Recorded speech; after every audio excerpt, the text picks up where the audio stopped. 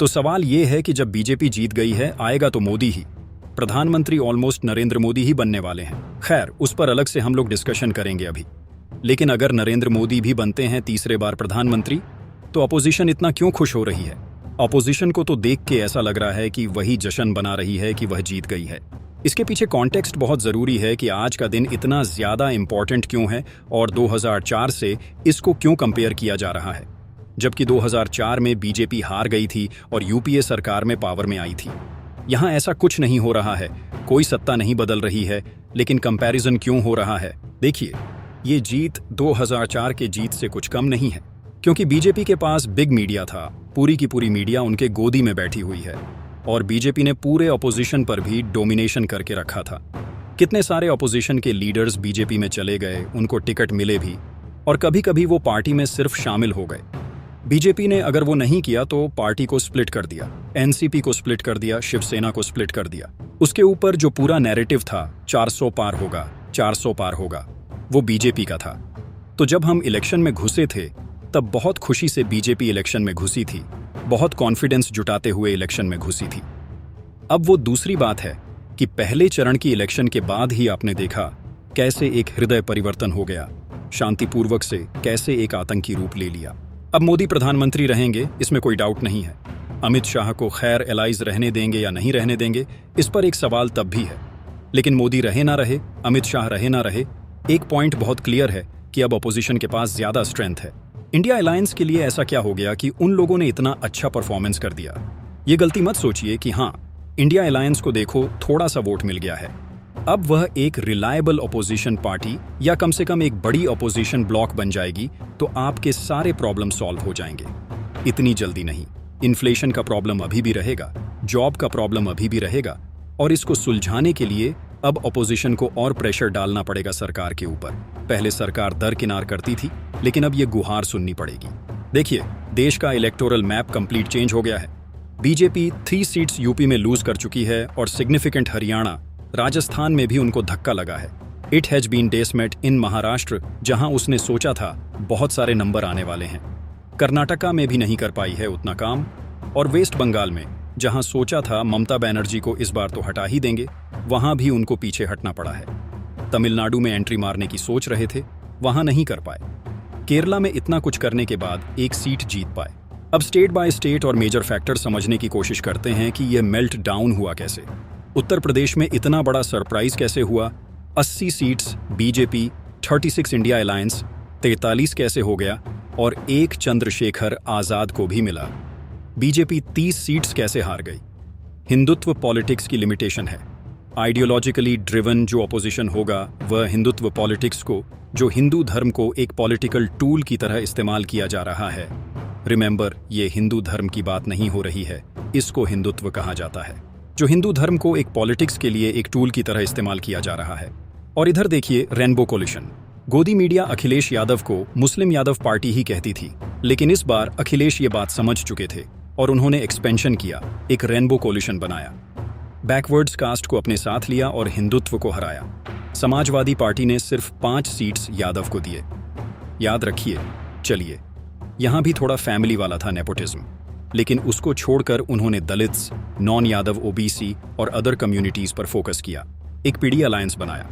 Dalits, जो कि traditional BSP voters थे, वह स्विच की इंडिया अलायंस को। उन्होंने वोट दिया तो कांग्रेस ने भी यहाँ एक बहुत अच्छा एफर्ट लगाया कि दलित समुदाय को उन लोग मोबिलाइज करें, और बहुत सारे दलित वोटर्स अलायंस में आए। कोलिशन अब बन गई। मुस्लिम यादव, नॉन यादव, ओबीसी और उसके ऊपर दलित वोटर्स मने डेडली कॉम्बिनेशन इन लोग ने बना दिया। बीजेपी को अपर कास्ट वोट बैंक मिला, लेकिन रेस्ट तो निकल गया ना। फैजाबाद में आपने देखा कैसे हुआ। अरे भैया, अवधेश, जो कि एक दलित कैंडिडेट हैं, उन्होंने बीजेपी को हरा दिया उनके गढ़ में, जिस साल में आपने प्राण प्रतिष्ठा कराया। इसका मतलब है कि मंदिर पॉलिटिक्स का भी एक कहीं ना कहीं एक एक्सपायरी डेट होगा। लोगों को कंटिन्यूअसली आप उसी में भुना नहीं सकते हो, उसके हिंदुत्व के नेचुरल लिमिटेशंस हैं। और सोशल इंजीनियरिंग अभी तक बीजेपी बहुत अच्छा कर रही थी, लेकिन अब नहीं कर पा रही है। क्यों? क्योंकि एक क्लियर एजेंडा अगर आपके पास हो, एक रेनबो कोलिशन अगर आपके पास हो, तो आप बीजेपी के मसल मीडिया मैन पावर को डिफीट कर सकते हो। और एजेंडा है बहुत। इस्तेमाल कौन करता है? प्रॉब्लम यह है, इस बार यूपी में बहुत बढ़िया तरीके से समाजवादी पार्टी के नेतृत्व में इसको इस्तेमाल किया गया। अग्निवीर, अनएम्प्लॉयमेंट, महंगाई, बहुत क्लियर लेवल पर यह पॉलिटिक्स खेला गया कि मोदी मोदी मोदी मोदी, तुम करते रहो, हम तो ग्राउंड मुद्दों पर बात करेंगे, मोदी पर बात नहीं करेंगे। और कॉन्स्टिट्यूशन बचाव का जो कांग्रेस ने एक नारा लगाया, वह दलित समुदाय में उसका एक डेफिनेटली एक रेसिडेंस रहा। स्ट्रॉन्ग सोशल जस्टिस जो प्लान किया था कि हम दलितों के लिए बात करेंगे, तो अब मंडल पॉलिटिक्स आप उसको कह लीजिए, लेकिन अगर हिंदुत्व मंदिर पॉलिटिक्स खेल रहा है तो फिर आपको भी किसी तरीके की इस तरीके की पॉलिटिक्स खेलनी पड़ेगी। और बीएसपी फैक्टर भी बहुत इंपॉर्टेंट है, क्योंकि बीजेपी सोच रही थी बीएसपी को बी टीम बनाएंगे और ये इनका वोट खा जाएगी, लेकिन बीएसपी का अपना ही वोट शेयर 10% तक गिर गया और उससे एनडीए इंडिया अलायंस को बहुत सारा बेनिफिट मिला कि बीएसपी से जो वोट हटा वह बीजेपी के पास नहीं गया, वह इंडिया के पास आ गया। बिहार में बहुत जल्दी से बता दूं, कोशिश यही थी, एक सिमिलर यूपी जैसी strategy rainbow social coalition social justice के मुद्दे पर बन सकती थी बीजेपी के मंदिर एजेंडा के खिलाफ। प्रॉब्लम यह हो गया, नीतीश बाबू ट्विस्ट मार गए। तो वही चीज अगर आप सोचिए, बिहार में आज आरजेडी, जेडीयू और कांग्रेस और लेफ्ट अलायंस करती तो बीजेपी का सुपड़ा साफ हो सकता था बिहार में। और तेजस्वी ने साथ में बहुत ज्यादा कैंपेन भी किया था। अगेन सेम रोजगार, महंगाई, livelihood issues, social Strang campaigning करिए, यूथ मोबिलाइजेशन करिए, लेकिन नीतीश कुमार का भी यही बेस है। लो हैट तो है ही है, सोशल ओबीसी पॉलिटिक्स जानते हैं अच्छी तरीके से। तो नीतीश कुमार ये वाला जो बेस है, आप सोचिए अगर समाजवादी पार्टी का अखिलेश ज्वाइन कर लेते बीजेपी को तो क्या होता। वही हुआ बिहार में। बट मेरे कहने का ये मतलब है कि ये दी मॉडल ऑफ पॉलिटिक्स जो यूपी में फॉलो हुआ वही बिहार में फॉलो हो सकता है और हिंदुत्व पॉलिटिक्स को डिफीट किया जा सकता है। सवाल ये है कि जेडीयू के पास 12 सीट्स हैं। क्या जेडीयू बीजेपी के साथ कोई गोटी खेलेगी या चुपचाप बीजेपी के साथ रहेगी, या नीतीश बाबू के और कोई प्लान्स हैं? ये तो देखने वाली बात है। इसीलिए हमें छुट्टी कैंसिल करनी पड़ेगी, क्योंकि अभी बहुत सारा पॉलिटिक्स बाकी है। लेकिन जल्दी से बता दूं, हरियाणा और राजस्थान में भी यही प्रॉब्लम हुआ है। Heavy losses for the BJP. Rajasthan, last time BJP 25 out of 25, this time 14 seat, 10 तो इंडिया ने जीत लिए। हरियाणा में last time BJP 10 out of 10, this time 5-2 BJP, 5-2 Congress. तो last time already BJP peak कर चुकी थी, सोच रही थी कि इस बार भी पीक करें। ये अपने आप ही सोच गलत थी कि एक डेमोक्रेसी में आप बार बार ऐसे पीक नहीं कर सकते हो, क्योंकि वहाँ लोग भी हैं, उनके सेंटीमेंट्स भी हैं, और आपकी गवर्नेंस इतनी भी कोई खास नहीं है जितना गोदी मीडिया हमें बताने की कोशिश करती है। Big understanding and big learning from this election. BJP election को प्रेसिडेंशियल बनाना चाहेगी, मोदी मोदी मोदी मोदी मोदी मोदी मोदी मोदी, लेकिन राजस्थान, हरियाणा में कांग्रेस और एलाइज ने इसको एक लोकल इशू बनाया है, मोदी मैजिक को फेड अवे करवाया है। क्यों? फार्मर डिस्ट्रेस बहुत बड़ा इशू है। बीजेपी लगता है कि फार्मर को मैंने स्प्रे कर दिया, कैनन चला दिया। अरे भाई भूल मत जाओ, 30-35 लोग सुसाइड कमिट कर रहे हैं, सिर्फ पंजाब में नहीं देश भर में। हाँ, पंजाब के लोगों में बूता था कि जाके प्रोटेस्ट करें, लेकिन distress, rural agrarian distress Rajasthan में भी है, हरियाणा में भी है, बाकी और बहुत स्टेट्स में भी है। उसको आप एंटी बीजेपी वोट में कैसे कन्वर्ट करो, उसके लिए काम लगता है, ऑटोमेटिक नहीं होता है।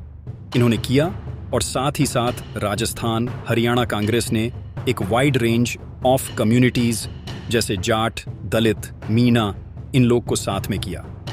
तो ये जो अलायंस स्टिचिंग है, और ये बहुत डेंजरस भी है। बाय द वे, अगर कल इंडिया अलायंस में सारे मेंबर्स बोलते हैं कि भैया देखो हम तो अब स्प्लिट कर रहे हैं, तो बीजेपी वापस अपना वर्चस्व स्थापित कर लेगा। It is only because Congress, CPM, BAP, RLP इन लोग साथ में आ रहे हैं राजस्थान में। इसीलिए, और आम आदमी पार्टी के साथ भी कहां उन लोगों ने काम किया। अब देखिए, ये जो गाली देने वाली प्रॉब्लम है, ये बहुत ज्यादा अब मोदी को और बीजेपी को इफेक्ट करने जा रही है। BJP 0 seats in Punjab. हाँ, आम आदमी पार्टी और कांग्रेस को 10 मिले और एसडी को 1 मिले, रेस्ट आर इंडिपेंडेंट्स। क्यों? फार्मर प्रोटेस्ट किया, बीजेपी ने अपना अलायंस एसडी के साथ खराब किया, और पंजाबीज को आप खालिस्तानी बोलते रहोगे तो आपको तो झूठा मार के वहां से निकालेंगे ही। और वैसे में भी पंजाबी ना ये सब उल्टा सीधा ज्यादा सहते भी नहीं है। और महाराष्ट्र एक और बहुत बड़ा स्टेट जहां एरोगेंस बीजेपी के लिए बैकफायर कर गया। इंडिया अलायंस को 42 सीट्स मिले थे इस बार, ओनली 18 सीट्स इंडिया, और फ्रॉम F2 29। इतनी बढ़ोतरी कैसे हो गई भाई? आपने तो पार्टी की पार्टी खत्म कर दी थी, शिवसेना को तोड़ दिया, एनसीपी को तोड़ दिया। तो बीजेपी की ये जो बुलडोजर स्ट्रैटेजी है पॉलिटिक्स में कि हम आपको बस तोड़ देंगे, हम सब खत्म कर देंगे और आप हमारे हो जाओगे, वो बैकफायर कर गया है। क्योंकि महाराष्ट्र में कहीं ना कहीं वोटर्स को यह समझ में आ गया कि वो रिमोट कंट्रोल दिल्ली से नहीं होना चाहते हैं, तो उनकी भी अस्मिता पर आ गए कि यार ये क्या चीज है, तुम आते हो दिल्ली से, हमारे पार्टीज को खरीद के तोड़ के चले जाते हो, तुम सोचते हो कि हम तुम्हें जाने देंगे। इसीलिए उद्धव ठाकरे शिवसेना को ज्यादा सीट्स मिली हैं शिंदे के शिवसेना से। Ajit Pawar has been wiped out by Sharad Pawar, only 1 seat to Ajit Pawar NCP, 7 to Sharad Pawar NCP. तो इंडिया अलायंस टुगेदर बहुत स्ट्रांग है, हर कोई साथ में लड़ने की कोशिश कर रहा था और इसीलिए इन लोगों ने अच्छा परफॉर्म किया था। उधर अगर आप देखो कि जो हाई हैंडेड बिहेवियर था उद्धव के साथ, जो हाई हैंडेड बिहेवियर था वो लोगों को पसंद नहीं आया है। बीजेपी ने रिमोट कंट्रोल करने की कोशिश की, वो हार चुके हैं महाराष्ट्र में भी। रिमेंबर एरियन डिस्ट्रेस है और जहां एग्रेरियन डिस्ट्रेस है वो ट्रेडिशनल एनसीपी स्ट्रांग होल्ड्स हैं, इसलिए शरद पवार फैक्ट को वहां जीत मिली है। अब जल्दी से बस साउथ स्टेट्स को देख लेते हैं। तमिलनाडु एंड पुछले हैं 40 out of 40 for India alliance, 0 for the BJP. Annamalai ने कहा था हमें डबल डिजिट्स मिल जाएंगे। क्यों? क्योंकि यहां भी alliance. Again I am saying BJP को काउंटर करने के लिए कोई सिंगल पार्टी नहीं है। अलायंस हैज वर्कड, बीजेपी ने अपना अलायंस खराब कर दिया। बीजेपी और कॉन्फिडेंट सोचा हमें किसी का अलायंस जरूरत नहीं है, हम तमिलनाडु में अपनी एंट्री मारेंगे। एडीआईए एमके के साथ हम थे, लेकिन हम इस हम नहीं रहेंगे इनके साथ, हम अपना ही प्लान करेंगे, क्योंकि उनको लगा एडीआईए एमके के साथ रह के कोई पॉइंट नहीं है। अब ये बहुत बड़ी फेलियर रही। बीजेपी ने अपना वोट शेयर बढ़ाया है, 10% तक बढ़ाया है, लेकिन अन्नामलाई तक अपना सीट छोड़ गए, तो अभी बहुत टाइम लगेगा। उधर इंडिया अलायंस भैया उन्होंने कहा नहीं साथ में काम करते हैं। Strong campaigning on the ground किया, डीएमके के साथ काम किया। डीएमके के करप्शन प्रॉब्लम्स हैं, लेकिन एडीएमके उसको इस्तेमाल नहीं कर पाई, और स्ट्रांग आइडियोलॉजिकल पोजीशन जो डीएमके का है उसको उन लोग तोड़ नहीं पाए। जहां तक एनडीए की बात है, अब बीजेपी ने कोशिश बहुत की तमिलनाडु में, फुल पॉइंट्स फॉर ट्राई, आपने वोट शेयर लिया, लेकिन कहीं ना कहीं वो ओवर कॉन्फिडेंट हो गए थे कि हम इस स्टेट में अपना ही डेंट कर सकते हैं, और यही ओवर कॉन्फिडेंस कर्नाटका में भी उन्हें खा गई कि उन्होंने सोचा कि हम बहुत अच्छा करेंगे, लेकिन जेडीएस के अलायंस के साथ भी उतना डेंट नहीं कर पाए। बीजेपी यहां भी नीचे गिर गई और ओवरऑल कांग्रेस को यहां बेनिफिट मिला है। अब ठीक है, एनडीए के पास ज्यादा सीट्स हैं, लेकिन द फैक्ट इज कांग्रेस अब धीरे धीरे यहां भी वापस आने की कोशिश कर रही है।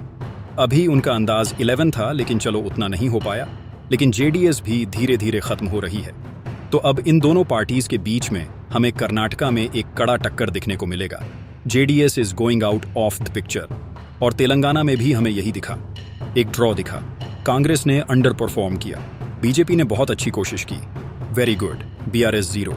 और आंध्र प्रदेश में वेरी इंटरेस्टिंग, एनडीए स्वीप। बोला तो जा रहा है एनडीए स्वीप, लेकिन है क्या इस स्वीप का राज, और ये नेशनल पॉलिटिक्स में क्यों बहुत इंपैक्ट करेगा?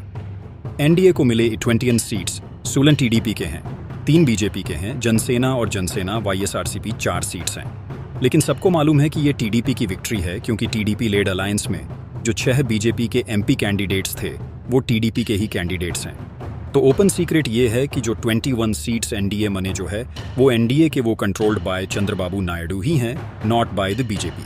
अब इसका यह मतलब है कि चंद्रबाबू नायडू अब ऑपोजिशन अलायंस में क्या मांगेंगे, what will be his pound of flash, ये देखने वाली बात है।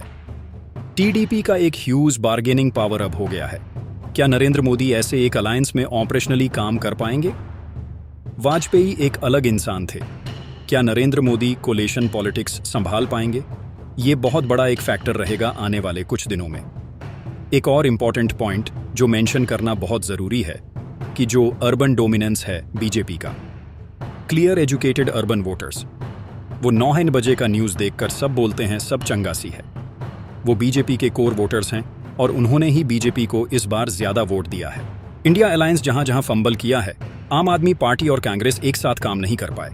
दिल्ली जैसे अर्बन एरिया में सूपड़ा साफ हो गया उनका, तो ये दिखाता है कि अर्बन एरियाज में उतना सेंसिटिविटी टू इश्यूज नहीं है, वो ज्यादा कैंपेनिंग और मीडिया पर बिलीव करते हैं। लेकिन रूरल इंडिया में अगर आप देखो तो एनडीए ड्रास्टिकली नीचे गई है और इंडिया अलायंस ड्रामेटिकली ऊपर गई है। तो credit to it rural voters, उनको हम नमन करते हैं क्योंकि उनको असलियत समझ में आती है। अच्छा, चलिए एंड में थोड़ा वेस्ट बंगाल के बारे में भी बात कर लेते हैं। 18 seats in 2019, TMC 22, shock result of this time, TMC goes up to 29, BJP down to just 12। अरे BJP lost 6 seats in Bengal, वो सोच रहे थे 6 गेन करेंगे, ये कैसे हुआ? तो बीजेपी को आप समझना पड़ेगा कि एक ही मॉडल, एक गुजरात मॉडल या एमपी मॉडल या छत्तीसगढ़ मॉडल हर जगह नहीं चलती है। टीएमसी के खिलाफ भी उन लोग ने एजेंसी एक्शन लिया, ब्लॉकिंग ऑफ फंड कृपया। तो उनको ये पठान है कि वो अरबों खर्च करके उनको पास में लाएंगे, वो नहीं हो रहा है। अब वो बोल रहे हैं कि ठीक है, आप अपना खर्च करो, आप जितना मर्जी करो, लेकिन हम किसी भी कैंडिडेट को सपोर्ट नहीं करेंगे। जितना आप करोगे, तुम्हारा खर्च करोगे, हमें फर्क नहीं पड़ता। हम अपने फंड्स को वहां खर्च नहीं करेंगे। ये एक बहुत बड़ी चेंज रहा है, ये बहुत बड़ी डेवलपमेंट रही। और ये देखो, ये भी सोचो कि कैसे ममता बनर्जी ने वहां से मोड़ लिया है।